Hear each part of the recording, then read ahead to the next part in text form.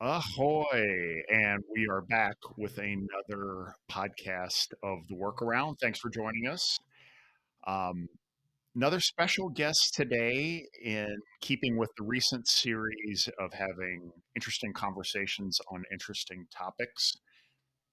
I'm going to have to trademark that. It's so cool. But today, this is Rob Reinfeld is joining us. He's a good friend. He is business wise. He's the co-founder and CEO of A2 Influence. If you've been listening to this podcast, you've been hearing me talk about it as one of the companies that we've invested in with our uh, holding company for service businesses, Fleet. A2 is a company that delivers content creation, influencer marketing, and social media amplification for leading brands and retailers. A little bit about Rob's bio. Before this position, he was director of sales for Ahology, the leading influencer marketing platform that I was the CEO for, and Rob was director of Salesforce. After our acquisition and my departure, Rob became he was elevated to group director and general manager of the social business for Quotient, which was the acquirer. Before that, Rob spent several years at HBO in sales roles and some other roles, and he's got a lot of interesting stories about his time there, which we might get to. He always finds an HBO story to chip in one way or the other. And Everyone flash still forward, what's that, Rob? everyone still loves talking about Entourage, so you just let me know.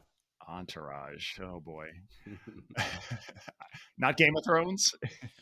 No, it's more Entourage. Everyone wants to know about Lloyd and what was he like in real life. No, but yeah, thank you so much for having me, Bob. It's super fun to be here on the workaround. Really just appreciative to be able to be a partner with you and to chat about some of these fun stories. Yeah, we're gonna have a good chat. Rob, it was funny. We are putting this together on shoestrings and band-aids here. Rob happens to be in Cincinnati this week for the holiday party and some other meetings for his company, A2 Influence, with most of the employees are located in Cincinnati, although Rob is in New Jersey. And we just had a couple of hours to kill. We're both wearing our A2 Influence hoodies. This was not planned. Underneath each hoodie, an Ahology t-shirt. Rob, get up so we could see that. I can't. There you go. So I think all this shows is our lack of style, Bob. I don't know if we should be promoting this. it's pride. It's pride. You got to love. Absolutely. If you don't wear the swag, you don't love the company. But anyway, our topic that we spent hours thinking about what it would be is as Rob is finishing his first year as CEO, we thought it might be interesting to go back and forth about the things that we both learned in our first years as CEO. So, and again, hours of preparation. More like half an hour. Rob is on the clock. But why don't you kick us off? I did see you writing a lot of notes here, so you've got a lot of things to say. What's give us the first thing, Rob, that you I don't know found interesting about being a CEO?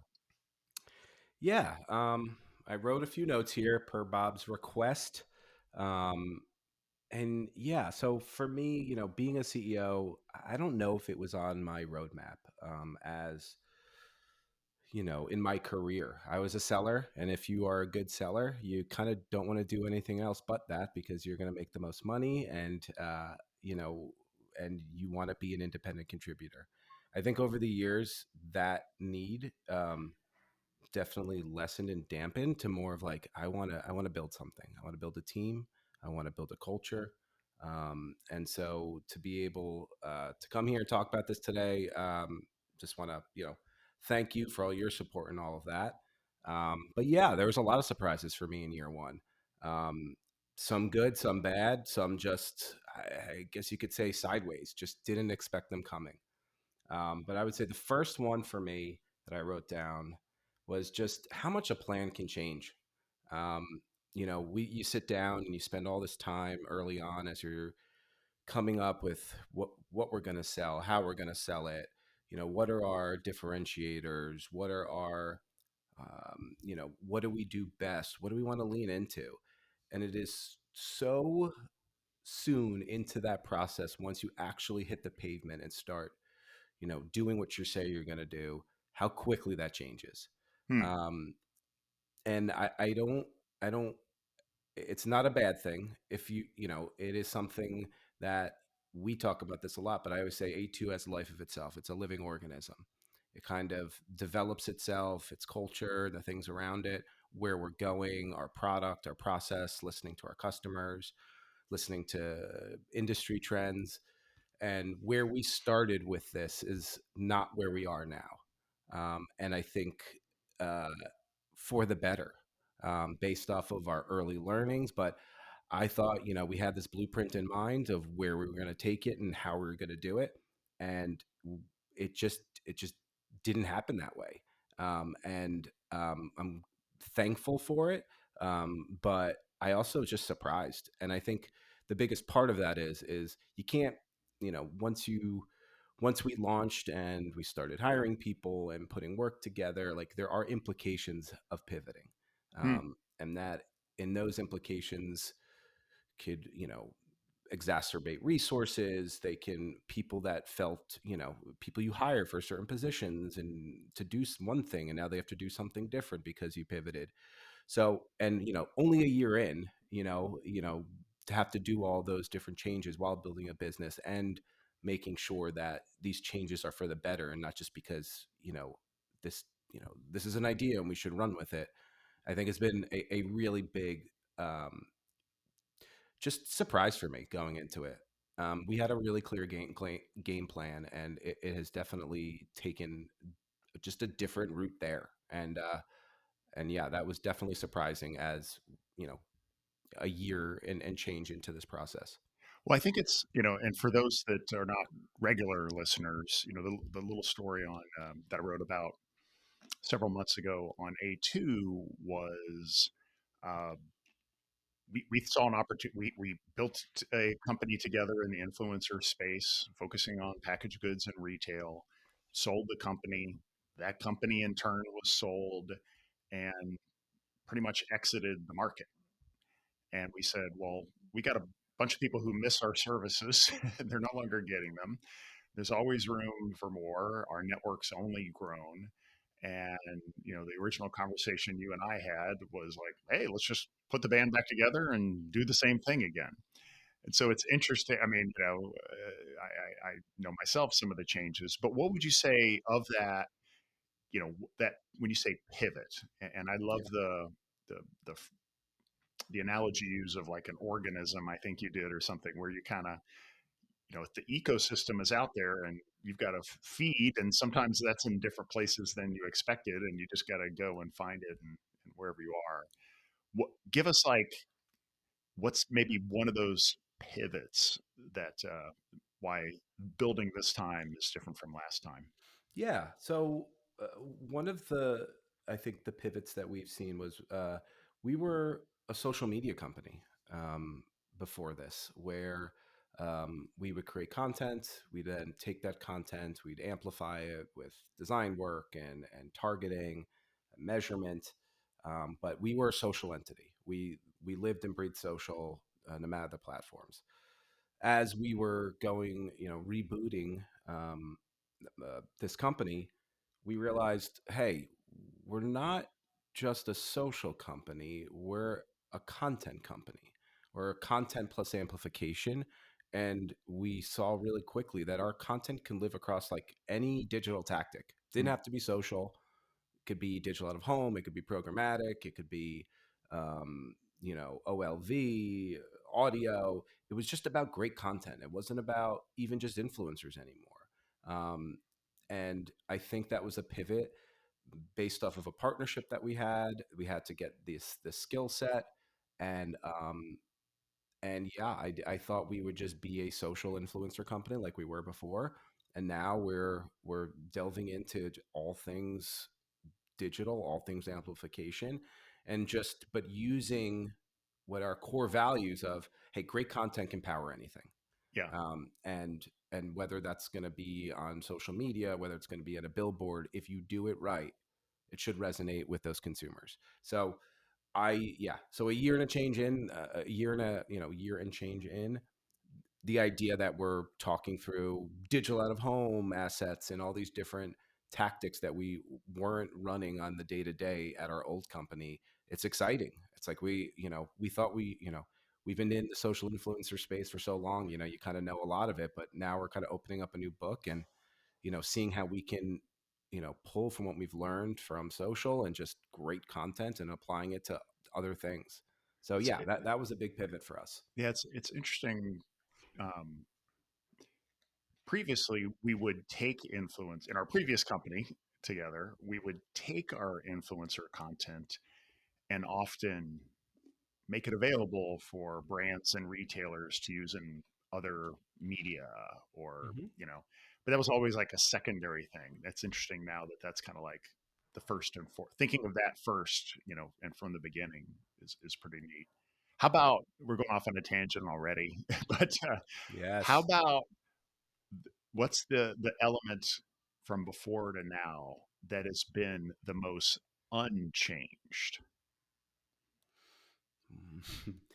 Advertising in general. Hmm. Um, you know, it's advertising. It's it can change 100 different ways, but it's always the same. Just the way that it operates, um, the way you have to position yourself, the partnerships involved, advertising, whether selling social media, whether we're selling, like I said, billboards. Um, that feels like an industry that kind of stays the same. The same players, the same tactics, a lot of the same. And I think, yeah, there's innovation and there's things that go on, but just the structure of all of it, like Yeah.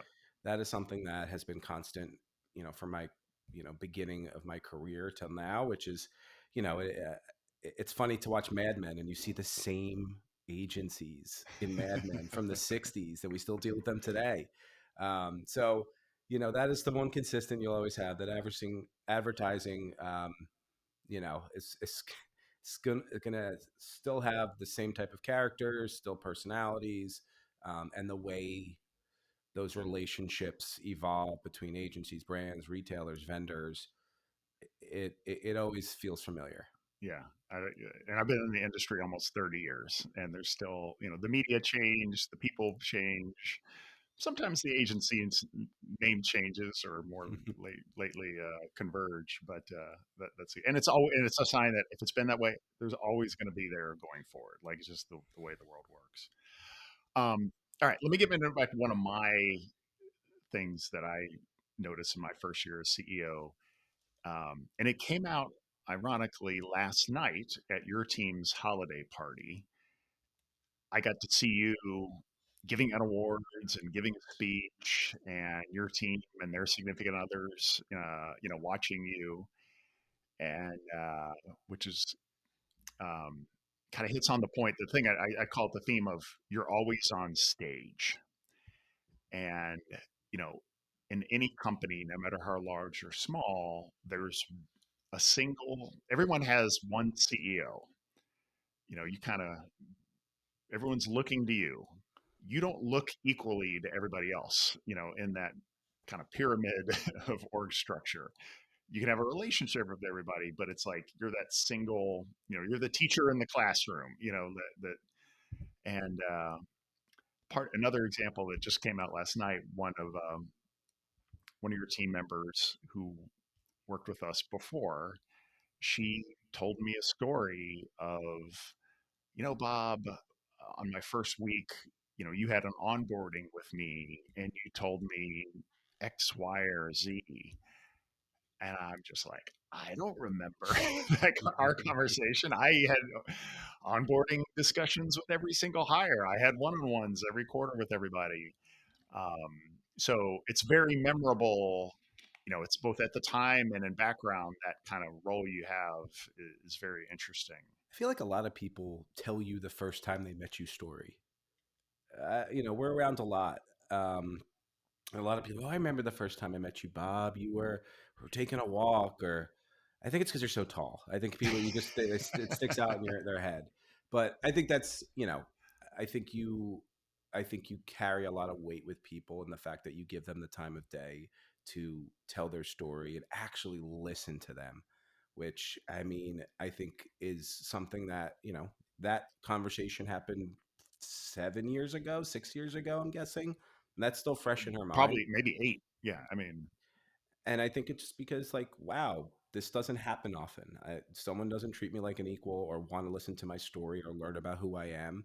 And so, years later, when they've had that experience of not having someone ask them those questions, not be personal with them, it sticks out to go back to that moment and go, I remember when we first met, Bob. It's always, the story's always, hey, you listened to me, we talked, you asked about who I was, what I'm thinking, my goals, my aspirations. And I think that's super important.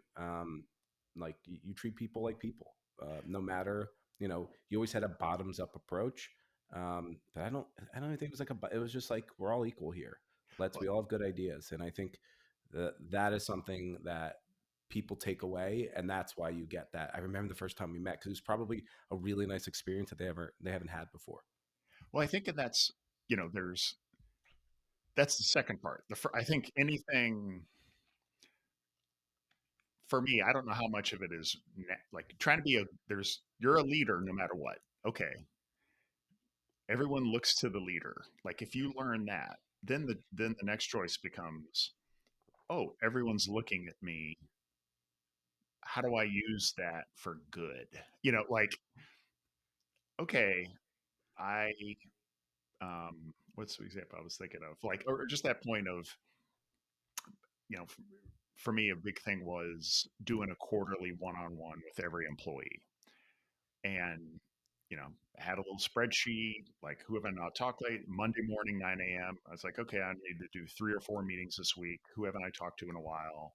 And inviting them to grab a coffee, because it's and by the way, that's extremely selfish for me because and that's the whole theme. Like Because you're a it's coffee not addict. Is what's that that? what because you're a coffee addict? Is that what it was? Hey, I'm on decaf now, honestly, but no, but you go, oh, people are looking at you. How do I make them feel good? Like that's just human nature now. And I'm not doing the work.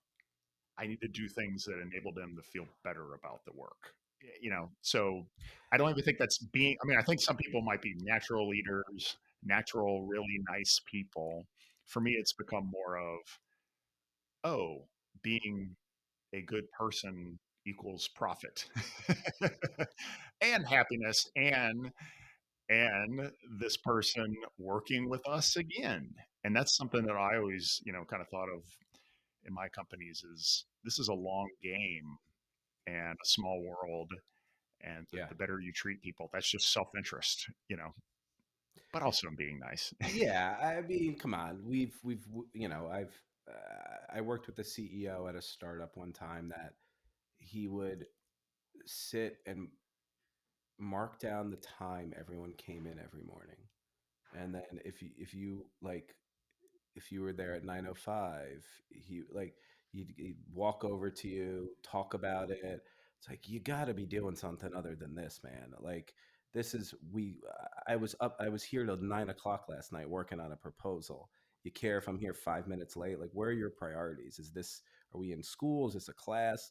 But at the end of the day, like, I didn't work harder for that guy because he didn't value me. He didn't value what I was putting out. He just cared that I was there, you know, 8 minutes before it turned 9 a.m. I was also commuting 2 hours each way. So, come on, give me a little leeway here. But yeah, but I think, you are a nice person, and I think it comes out. And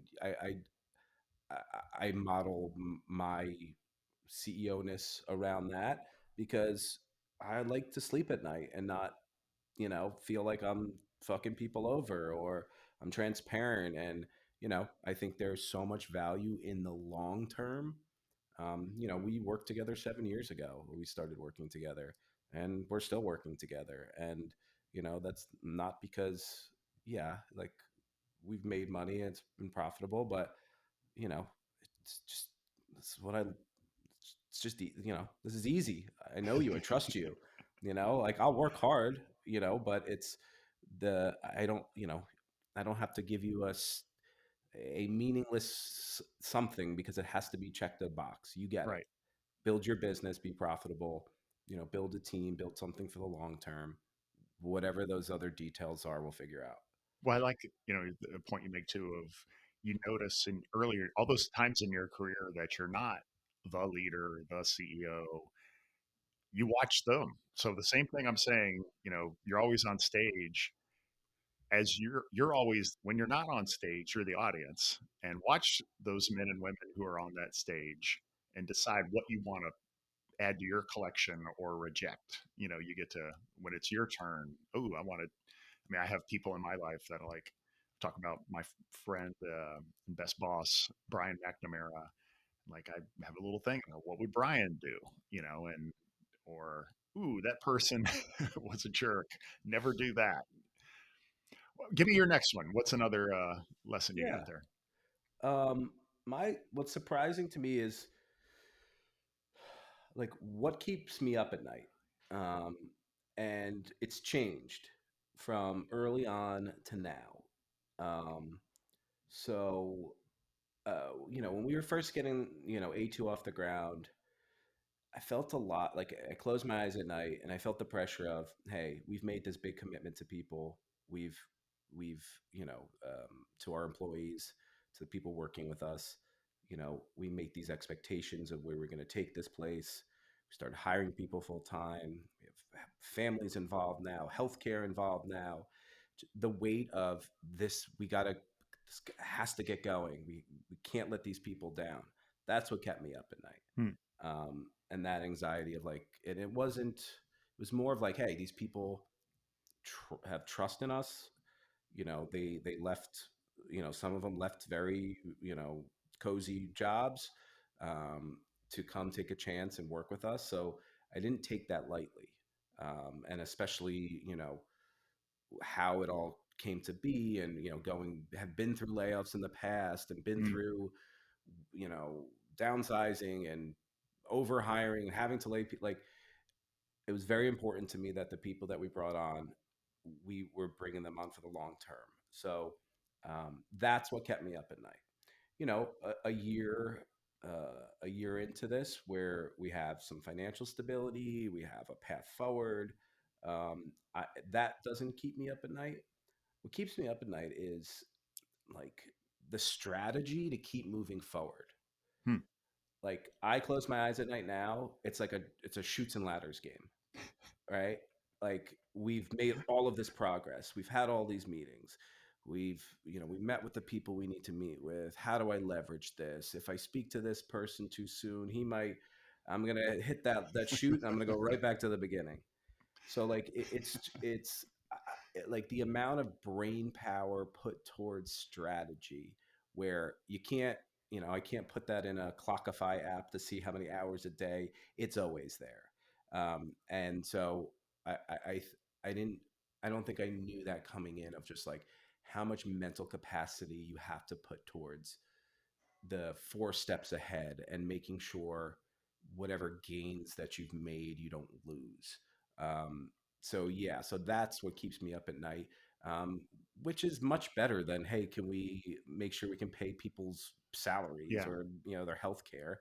But it's just different, and you know in some ways more exhausting. I don't know, because like it, it's not like when you have to get something sold because you want to make payroll, it's almost like a fight or flight. But Huh. this is just more like it's a sit down, it's a thought process, it's a path, it's different steps. Like it's not just doesn't just come, you know, doesn't just come out of we got to do this. Let's go now. We'll figure it out. We'll get it sold. It's more of the long term and making sure those moves happen, don't happen. Like every I think about this a lot. Like as we are getting partnerships together and working through things, like kept saying in my head, like we're like three good moves away to have some really great financial stability, and like just executing those, even what you have to do, feels like okay. Like it's like you're being on a stage. Like that's the same. It's like a golf swing. It's like something you get to do once. Can't redo this. So it's making sure that you actually, like, as you would a program or a media plan, like you need to execute these steps flawlessly. And sometimes you don't. And how do you rebound from that? And you know, uh, so yeah, all of that strategy is what spins around in my brain every night as I go to bed. Well, that's lots of places I could go with that. First, the importance of having empathy, knowing the responsibility early on. Second, some of this is because we didn't raise money this time. So you talk about like financially, like we need to generate revenue and profit, from early on. We put some seed money in, but it was not like, here's a check for $3 million, that'll last you for 2 years.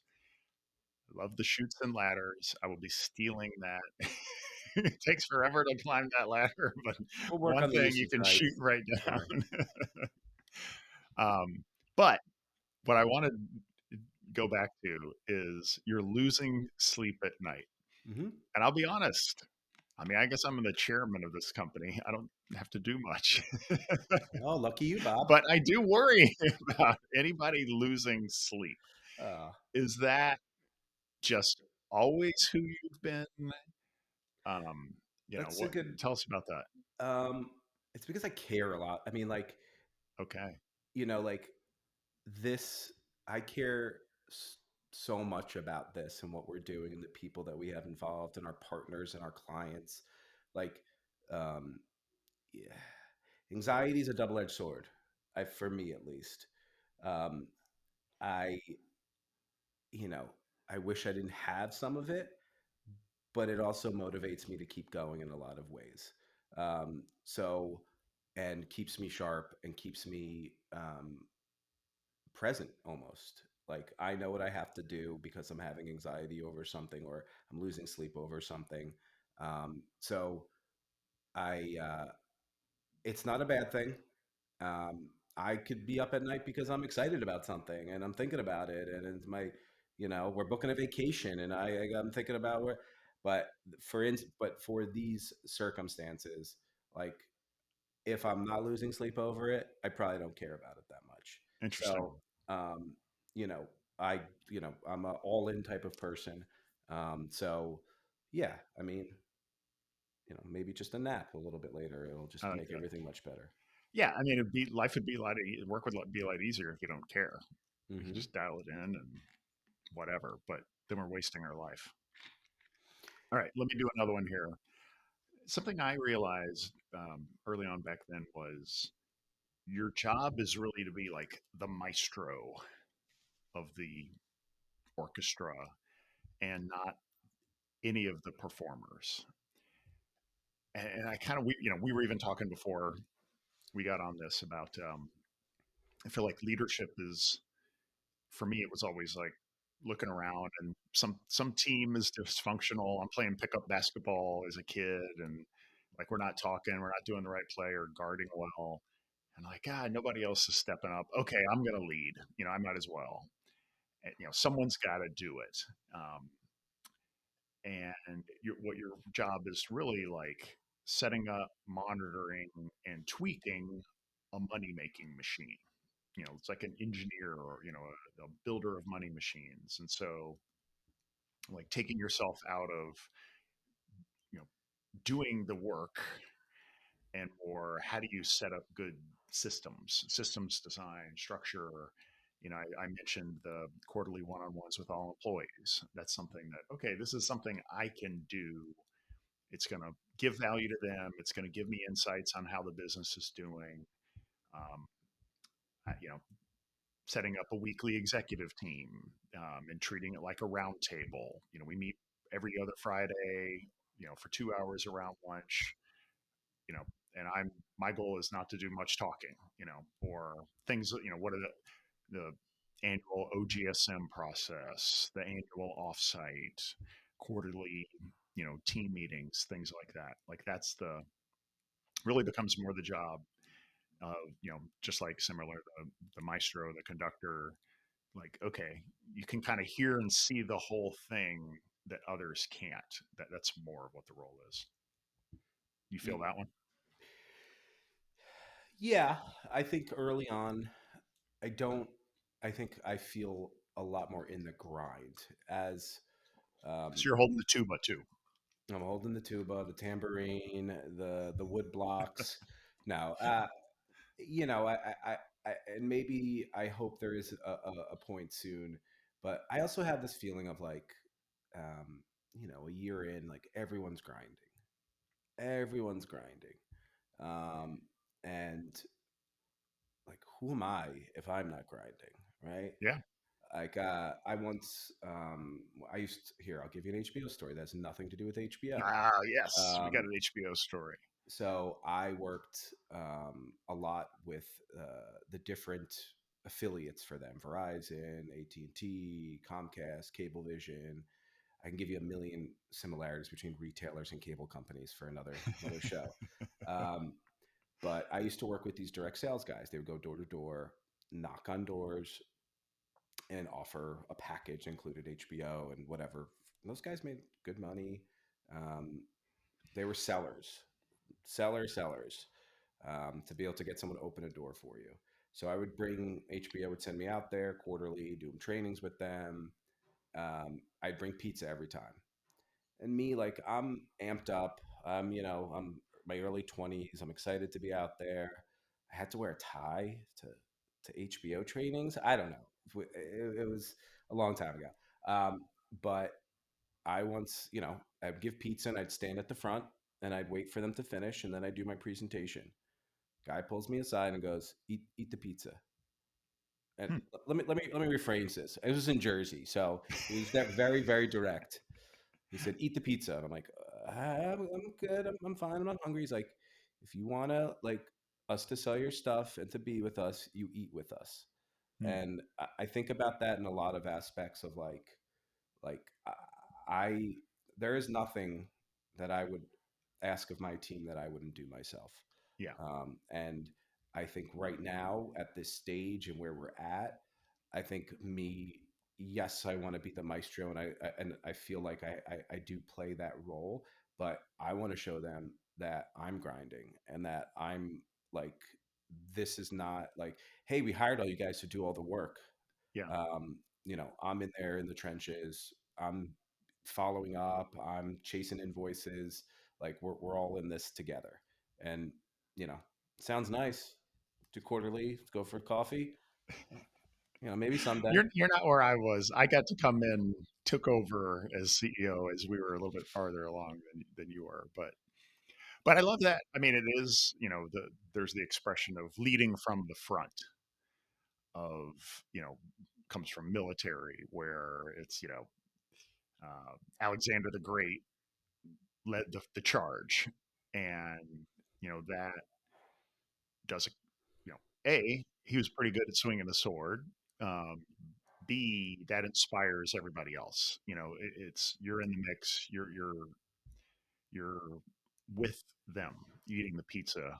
Is maybe I have to steal that one too, but I like that. But I'm going to then segue because you will be here, and I still I'm going to go against my own learning, which is, and I think speak to maybe bridge what your comment is um, even as you grow, as the company gets bigger, you will still, or I, still go hands on a few spots where I can do what others can't. And I think it's, usually like a combination of where I've got high skills, experience, and or we don't want to hire, we don't want to spend the money yet. So I think about, for me, a couple examples when we were working together is we didn't have a CRO, and we did at one point, and then realized we're spending a lot of money for someone to manage a relative handful of senior skilled sellers. And um, we ended up, you know, parting ways with our CRO, and he was like, "Hey, I can't. I'm not even busy." You know, it was a kind of a mutual thing. And then we said, "Well, why don't we just try to do it between myself and Ryan Watson, our CFO?" And I took some of the things like one-on-ones and strategy. He took some of the things on the more operations side and deal negotiation side. Um, you guys, you know, ended up hitting your numbers several years, so you can't complain, Rob. But you can in a second. But that was one for me. Another one was marketing for our company. You know, I had a lot of marketing experience. I was able to kind of, um, and also new products. And something I did in both marketing and new products is grabbed a more junior person and brought them along with me. And then over kind of training here, I'm going to teach you what I know about doing marketing, and then gradually give more and more over what I know from launching new products, and gave more of that over. And then the And last thing I did, yeah, you were a valet. You don't, after the earn out when you parked. I have been a valet, Yes, if anyone doesn't know, coffee after maker, coffee retriever. a Yeah, barista, Bob the barista. I've taken that. I took the trash out many times to the dumpster. Yeah, I mean, yeah, and that story is great. Bob, I guess it was her earnout or one of her big successes. And once the company was sold, all of the Cincinnati employees, was it you and some other person parked everyone's car? Or I Yeah, forget the story, but I was like, that is great. I love that story. yeah. Real quick, I'll hit on that since you brought it up. But this was we announced our acquisition on like a Tuesday, and then we had something like 48 hours to get every employee to sign a employment agreement with the new company. And so we just decided to have fun with it. Um, yeah, so let me tell that story. We were acquired on like a Tuesday, and we had something like 24, 48 hours to get pretty much every employee to sign an employment agreement with the new company. And so our exec team were like, all right, let's have fun with it, treat everybody really well. And we just brainstormed things that we could do to make it like the best, most fun workday ever. We had somebody making morning cocktails. We had massages going on by an expert masseuse. By the way, none of this And happened for remote employees. There was so, no per diem from that. yeah, sorry. But then my idea that I executed was put a sign up and basically valeted everybody's car. It's fun. I think there are pictures somewhere floating around. Oh, there's pictures for sure. Um, I know we got on to that topic, but what's something that you're doing? What's the most hands-on work that you're doing now? I did just rent a U-Haul to return all of Okay, the there's your tables and story. Let's hear it.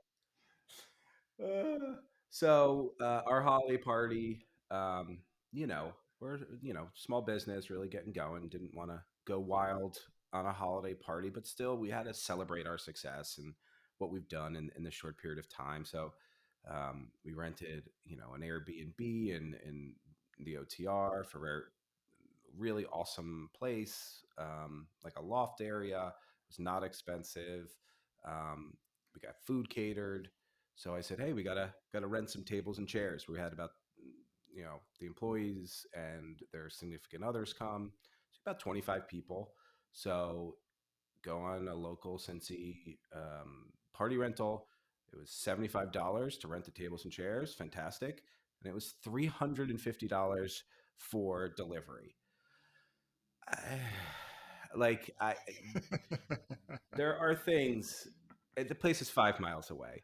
There are things that I will indulge and let's go for it, guys. But to get some guy to drive a pickup truck and drop something off for $350 5 miles, I couldn't. I couldn't.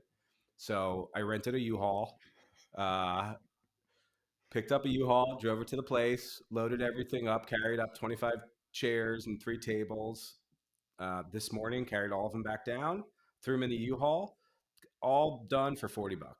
So I feel like, yeah, But Rob, you might have signed 2 clients, for six-figure deals during that I time. still couldn't spend $350 on delivery of tables and chairs. I'm sorry. Yeah, maybe that's, All right.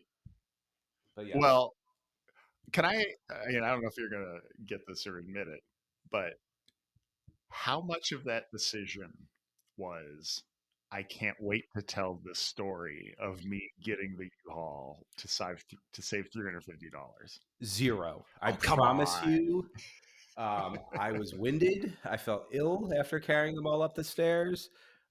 No, I really wanted that to be the easiest day possible. It really came down to, and I think we talked about this earlier. Of look, we're building this company for the long term, and you know,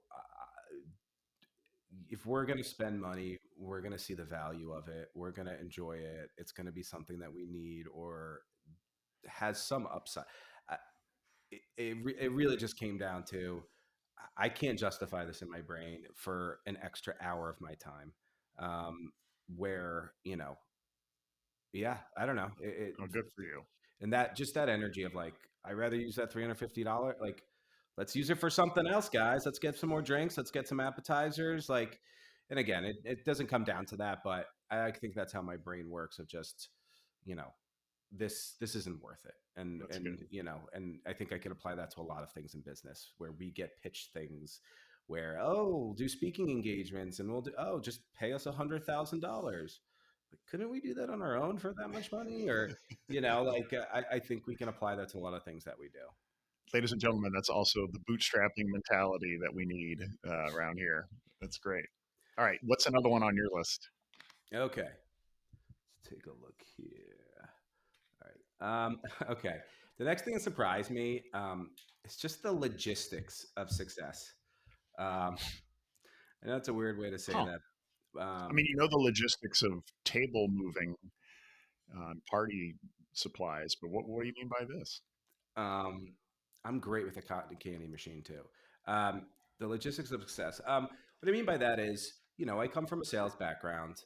I've worked at small companies, big companies, but all of them, most of them, maybe one wasn't, but you know, had a few $1,000,000 in the bank and were backed by VCs or, um, and so the way that we do business, like, for me as a seller, growing up as a seller, like you sell a bunch of big deals, everyone's happy. And revenue cures everything and great. Where, being a small company, being a managed service, there's a lot of upfront costs for these programs. There's, a lot of resources allocated, time, money. So we sell 3 big programs at once. All of a sudden, it's a little stressful. Hmm. We got to cover those costs up front. We got to run this. We got to pull these people in. Um, and so I think going into this, my brain's like, I'll just sell, we'll sell, a bunch of big programs and off to the races, guys. And that's not reality. It's making sure we're covering cash flow, invoicing, covering media costs. Influencers have to get paid in a timely fashion, um, and sometimes being successful could be really really stressful to make sure you can execute on what you sold. And I think, for us this year, having some really nice success, but um, but still, needing to collect invoices and do things where you don't really get to enjoy that until like everything is said and done, Hmm. and you can get through you know that logistics of of getting everything taken care of. So the a revenue number doesn't equal success until you get these programs live, you get paid for these programs, they're executed flawlessly. So it's more about the whole picture and not just about we sold a program, this is great for us. And I think I didn't think as deeply about that as I should have, coming from a sales background. Hmm. So yeah, I think, you know, I think I say this all the time, like, you know, w- w- I want to feel successful with some of these things, even though it's still about, making sure they pay their invoices and stuff like that. So, Yeah, let's cut to the chase. uh, You've had more discussions about unpaid bills in the past 2 months than your previous, I don't yeah. know, 20-year career. Is that true? Oh yeah. Yeah. Oh yeah.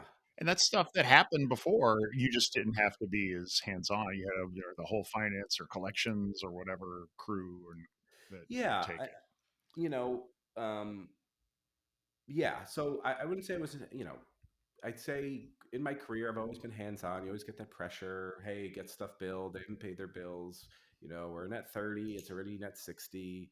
And you're kind of like, I get it and we understand. But like for a small business, that's a lot, right? Like if you're running a $250,000 program and people aren't paying their bills on time, that's a big impact to someone like Bob said. We didn't raise millions of dollars to do this. Yeah. So, um, I that would be I didn't want to just say it out directly, but yeah, like We can collecting. edit this out if you want me to. No, it's fine.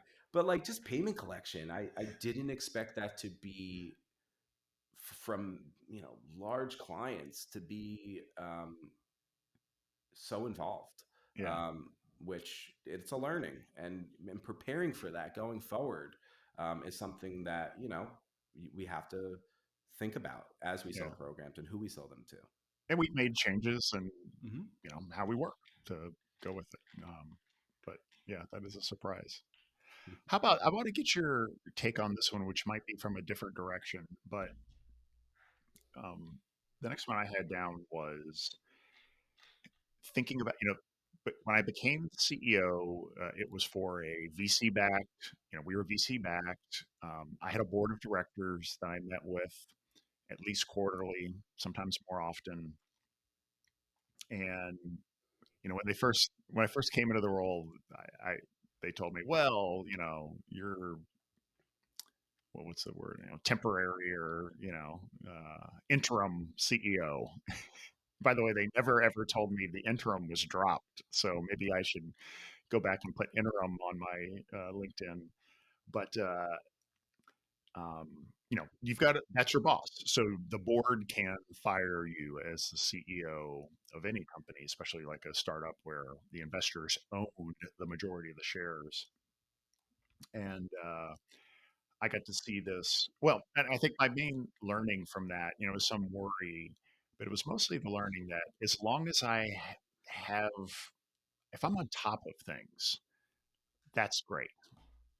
There's no um, they're not looking to, by and large, get their hands into the business. They don't understand the business. They don't have time for it. They have new investments to make. They have companies that are in much dire straits that they have to go deal with. Like what they really want is show up at the board meeting and there's not a lot of drama going on.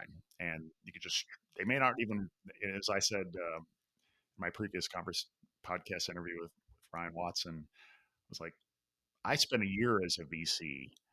I forgot what our portfolio companies did from meeting to meeting, but my radar was up for, is this CEO got their shit together? And I also saw that when I was on a board of directors for another startup, like no one's excited about the board meeting. I mean, it's not like a chore necessarily, and it's usually positive. But you just want to like, is he just person taking care of it or not? And so I thought that was kind of like I didn't worry as much. I got in and had a couple of these meetings. I was like, oh, I'm if I'm doing my job of managing this company well and asking them what I need from them, which is should be very small list, everything's going to be fine. And that worked out for me pretty well. How do you think about? I mean, this might get uncomfortable here. I guess am Ooh. I your boss? I don't know if that's official. I mean, I To go trust back you. to the operating agreement here, but you had a Tariff. let me I'm terrified of you, Bob. I'm wearing the same clothes. I didn't want you to get upset. You saw what I was wearing today and matched with me. I So know you're bad. kissing up. But you made the sweatshirt, so it's more like I'm kissing up to you. You Um, made the first T-shirt, the Ology one. So, that's right. Any thoughts or reactions for you on that, or how do you think maybe not having a traditional boss, at least for the first time in your career? um, it's it is different, um, but yeah, I don't look at you guys as you know you and Ryan are are co-founders, partners on all of this. I don't look at you like bosses, but in some other way, like you know, I look at you guys. I don't want to say, you guys are friends. You kind of feel like family at this point. So there's almost like I'd rather let a boss down than you guys down, because you have taken, you know, the investment in me and, have saw things in me. So I almost feel you know, like there's more at stake, Hmm. which sometimes can be stressful, right? Uh-oh. Like, uh, Let me. We have a. I'm going to insert a sponsorship. Better health. When your work and relationships are preventing you from sleeping at night, you might need. I'm going ugh. to update our healthcare coverage here. Make sure that you get some counseling. No, I mean, I think we went into this venture knowing that this was not going to be a corporate traditional company, Yeah. and that was the main appeal of this, was to work with you guys in a way I've like working at HBO and Time Warner. Those are as corporate as it gets, especially when I was there. We had you couldn't speak to the person. I mean, I got told a number of times, hey, you're a manager, you can't speak to a VP. If you need to speak to someone, speak to the manager, the senior manager first. Will pass your information along. So you know I've done that before, and I didn't love that. And so the opportunity to work in this way of, hey, we're gonna you know let's just get our shit done. Let's build something great. Let's get our shit done. But there doesn't have to be this dance of, okay, we gotta go through your PPR this year. Like, the understanding of like we have a job to do. Let's figure it out together. And this is our challenge. We don't have to be super formal about it, but like let's be serious about the work. Hmm. But and you're on our calls. They're not serious a lot of the times. There we can joke and can be ourselves, and but there's no moment where I'm on, a our calls with Ryan where we're talking about the state of the business, where you know I I like there's no moment where I don't think that we're running a serious business, Yeah. Yeah. and That's good. so it's different, um, but I wouldn't. I mean, I don't want to go back. Like this is the way to do it. To be able to text you something or make a joke before we have to jump into something serious. Is how I operate in life. So I feel like our working ways of working, all of us, our whole company are very similar, um, and I think it makes us. I think that's our secret sauce. I think that's what you know drives us forward. Is just like I could I could be myself and be authentic, and especially for an influencer company to be able to be authentic as the CEO. I think is it has to be that way. You have Yeah. to be able Oh, to play a interesting. character. That's so Yeah. interesting. Yeah. Um, yeah. I mean, I think it's, where we evolved and how to set our holding company well or up. Like we put something down on paper early on, which was let's do great work with people we love to work with forever. Like that, that's it. You got to do something in your life. You got to pay the bills. You got skills. It's good to produce and create. It should be fun. It should be, and if it's not, then we got to stop the presses here and talk about it. Like, okay, how do we, what's going wrong?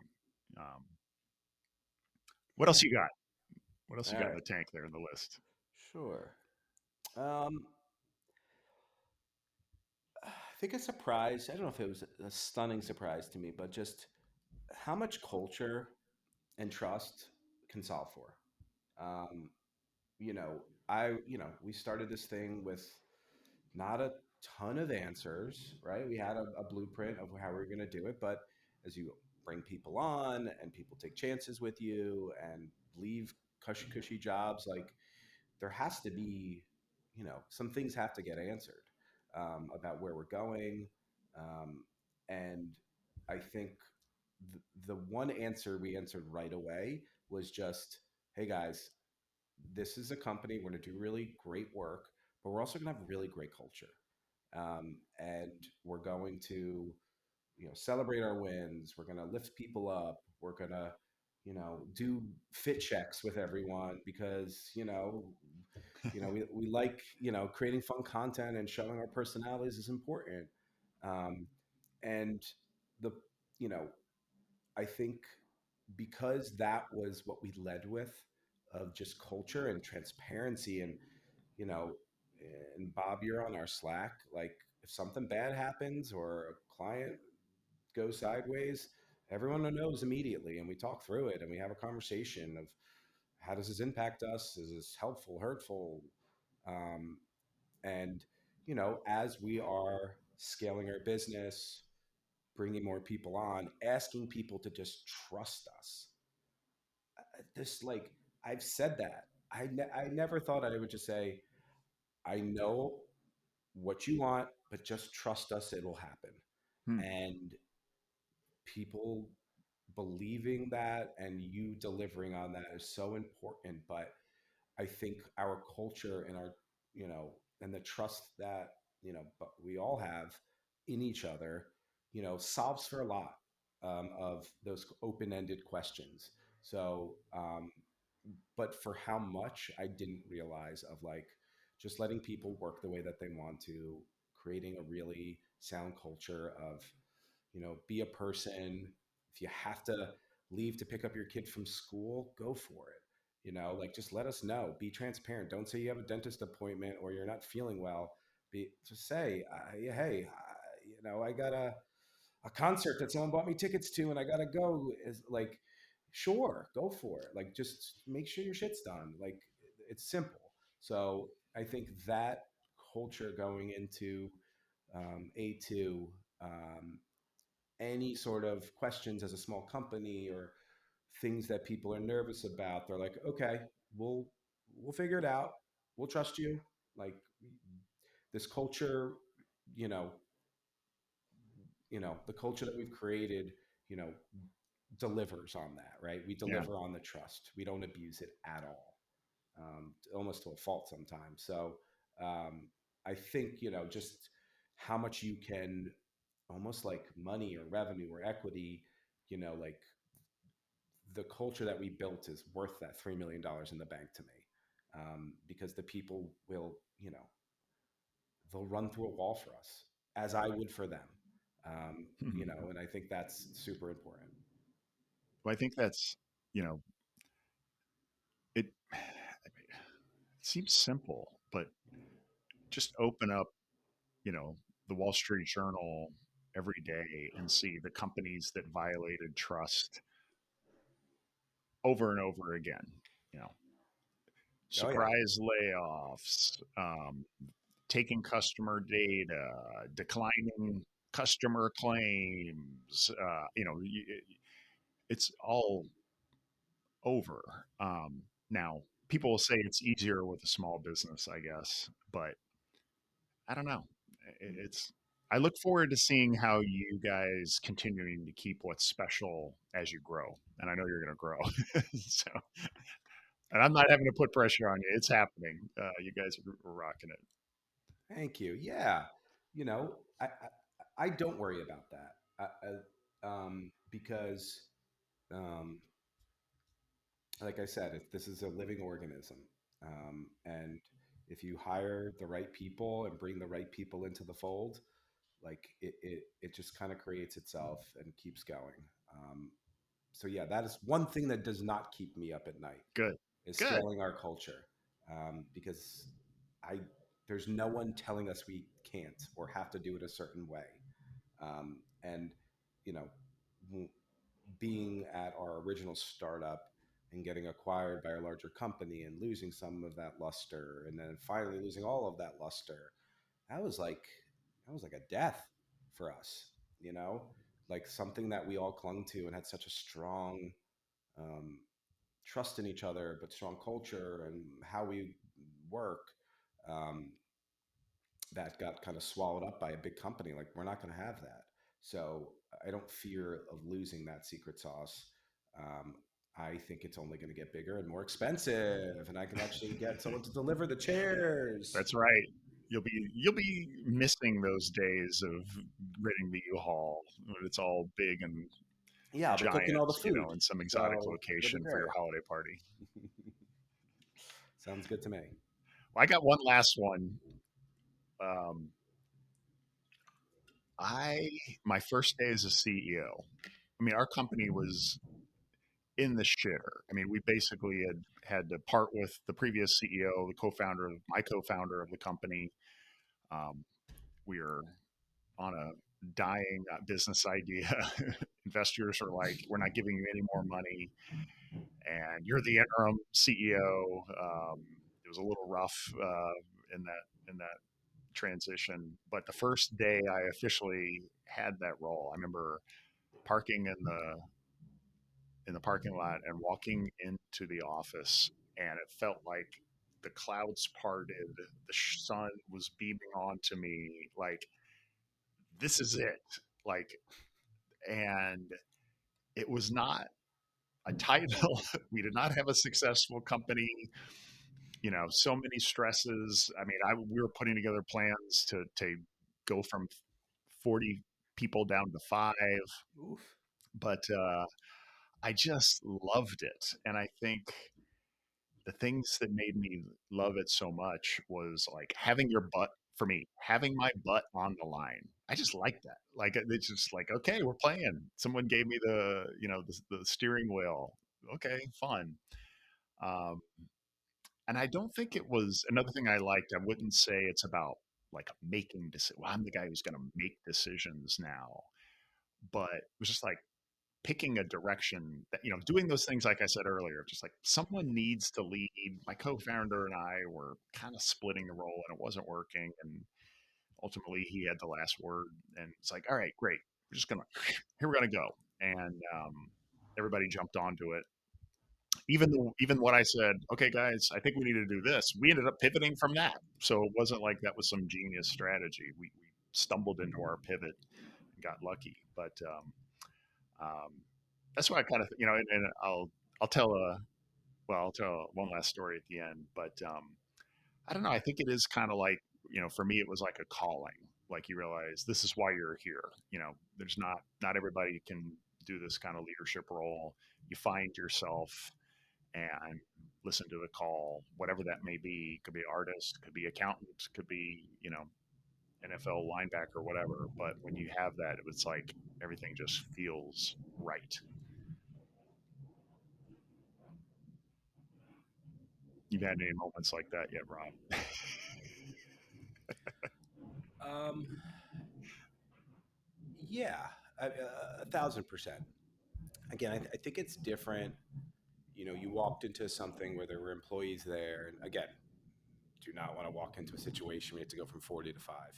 Um, Yeah, no, but I wouldn't when recommend it. we, first started, we were just talking, me and you were just talking right out of the gate, and, we started bringing people on. So I think that walking into this, as a CEO, it didn't, I had no one to CEO.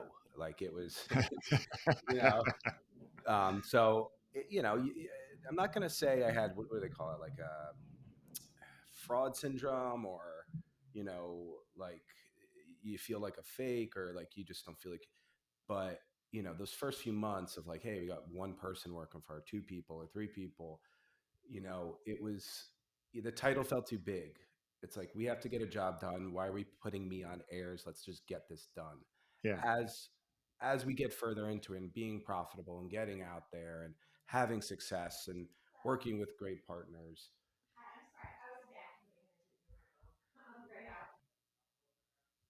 Yeah. And for me, as we're getting further, into this, definitely feeling that of, you know, it's not about control. It's about, like, hey, I've also had 10 years experience in this, and, working for companies that don't really understand content and influencer marketing, social media. So to be able to say, hey, I know this works, or it sells, and we can actually do that. Um, that that's the power that I feel like I'm enjoying now, of like, hey, I'm being heard, and whether or not we do it or not is not the outcome, but we actually vet through it and see if it's viable, and then should we do Mhm. it, rather than, no, that's not going to work. Well, let's put together a team, and 6 months later we might figure it out. So I think it's the, hey, we have an idea, let's execute on it, let's see if it works or not, and if it doesn't, let's move forward. So Yeah, that's what I love about this position right now, is like, we can be actionable like really quickly. that's um, great. but the other thing, and I would say it's my last point about my surprise about being a CEO, is, um, there is weight with that title. No matter if you're Hmm. managing one person, or you're managing 1,000 people or 10,000 people. And I think I've shared this with you before, where, you become like an HR rep. Um, Huh.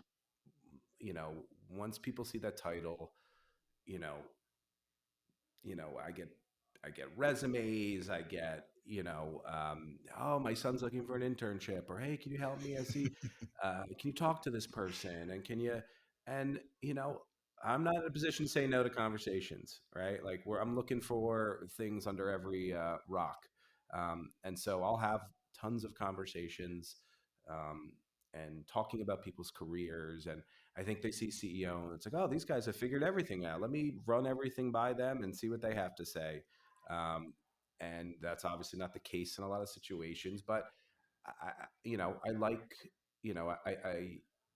I doesn't matter the industry, doesn't matter what they're, people just want to send you their resume, talk about what they're working on.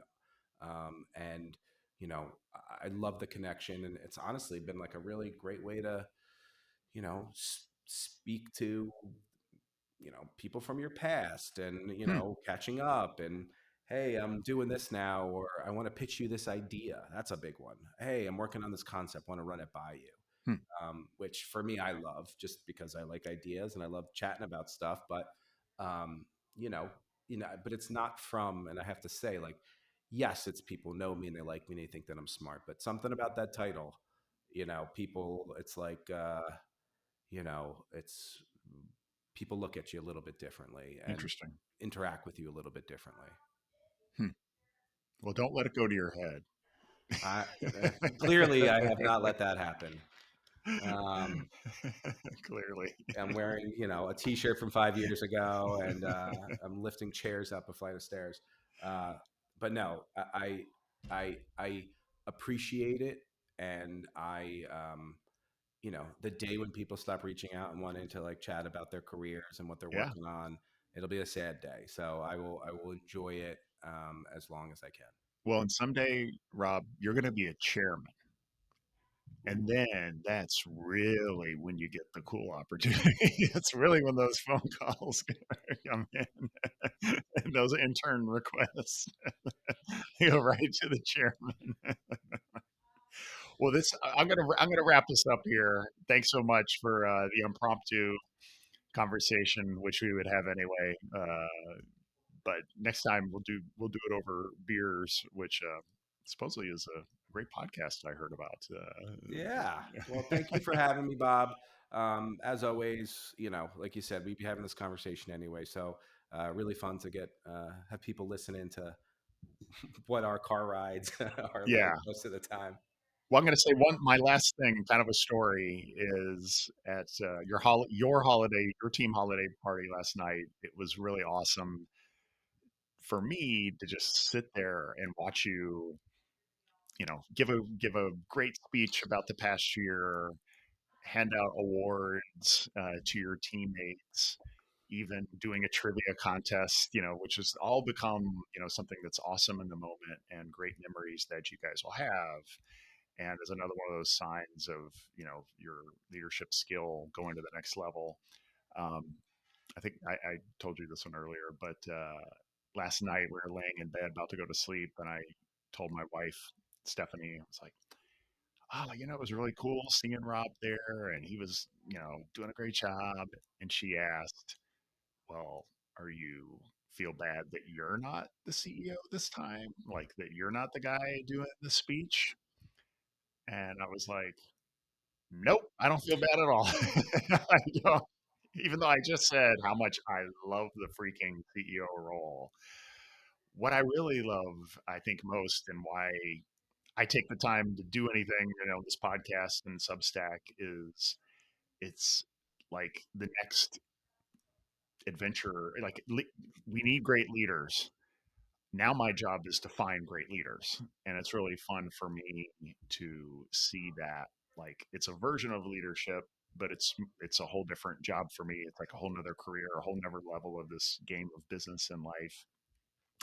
But her asking that was a really interesting test for me. Of probably wouldn't have, not a good sign if I was feeling envy of you, but pass that test, and excited for what you and the team are going to do. So let's have a great into 24 and big 25.